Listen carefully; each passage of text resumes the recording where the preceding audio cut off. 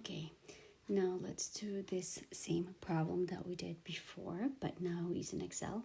So it says the time it takes to walk across campus is normally distributed with a mean of 12 minutes and a standard deviation of 2.5 minutes. So we had said that the first step that we were going to do is, let me write it over here, that the first step was going to be to find the z-score, right? There are different ways you can do that. If we find a z-score, just make this a little bit bigger, a little wider. So I am going to use this function that is called formula to text. You don't have to use this formula. I'm just using this formula so you can see what I type in the cell E5. But it's basically writing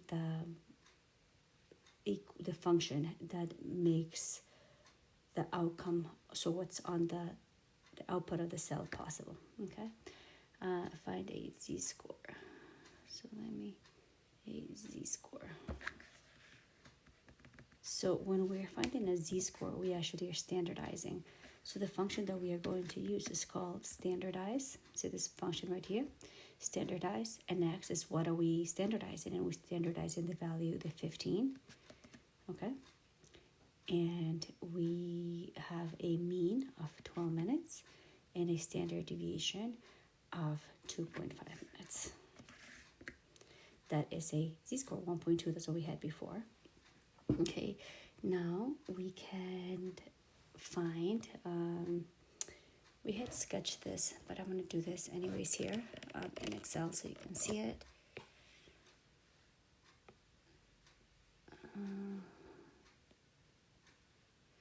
Okay, and so I want to draw. Let's do this one. Okay, oops, not there. Okay, and we said maybe 1.2 is somewhere here. And we want to know that the probability that it takes more than 15 minutes. So it's the area to the right because it's more than 15 minutes, and which is more than we're looking, the equation of what we're looking is the probability that these two are equivalent, that x is greater than 15 minutes, or if we look at the z-score, we look at the probability that z is greater than 1.2. Okay, so when the other formula that we can use, just continue to edit this. Okay, so we had said that one of the ways that we could do this, that p of x greater than 15 is equivalent to pz greater than 1.2, but because the normal distribution, even in Excel, gives us the area to the left, this is equivalent to 1 minus the probability that z is less than 1.2. Okay, so one of the things that you can do is here you can write equals, and again, two ways that you can do this. So with Excel, you actually can bypass the part of standardizing, and you can use one of the functions that is called what was it? The normal distribution. And notice that you have norm.dist and norm.s.dist. So the norm.dist function you use when you have the x values or the raw values, and the norm.s.dist you use it when you have the z-score. Okay, so I'm going to use the first one because I have the x value right here just to show you. So the x value, I am saying it's 15.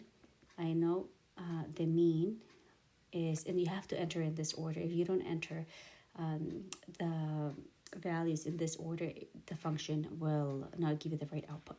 So the mean is 12 minutes. The standard deviation is 2.5, and cumulative. Cumulative, I believe, is 1. So that gives us the area, right? But that gives us the area to the left. So what we actually want to do is we want to do 1 minus this value. So we have that the area is roughly 11.51%, and we'll talk about rounding in the next one, okay? Now, if I wanted to use the z-score, now again, when you can use Excel, you can bypass finding the z-score part, unless you're being asked specifically to do that. But that's the nice thing about Excel. So I'm going to use the norm. Norm. Let's do that first so I can find it. So this is the cumulative. So I do want a score of 1.2 cumulative. I'm going to say yes, it's cumulative. So I'm going to put a value of 1.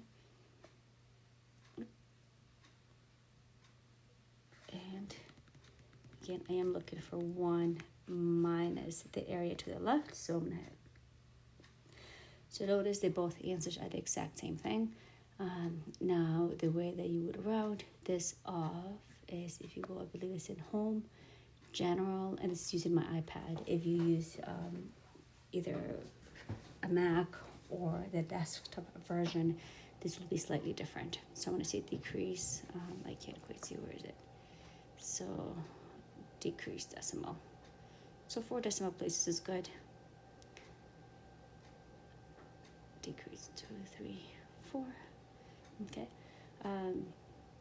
Now notice, right? I want to do split view with what we had before. That the answer that we got is well, here we have 5 decimal places. So, but it's the exact same thing. So it's 0.1151. Or if we had this as with 5 decimal places instead of 4. Oops, the next one. Our answers are exactly the same thing. Okay, so 2 ways how you can do this. One, using a table. For now, that's the way that I want you to work with, but if you want to be able to double check your answers, this is how you can use Excel.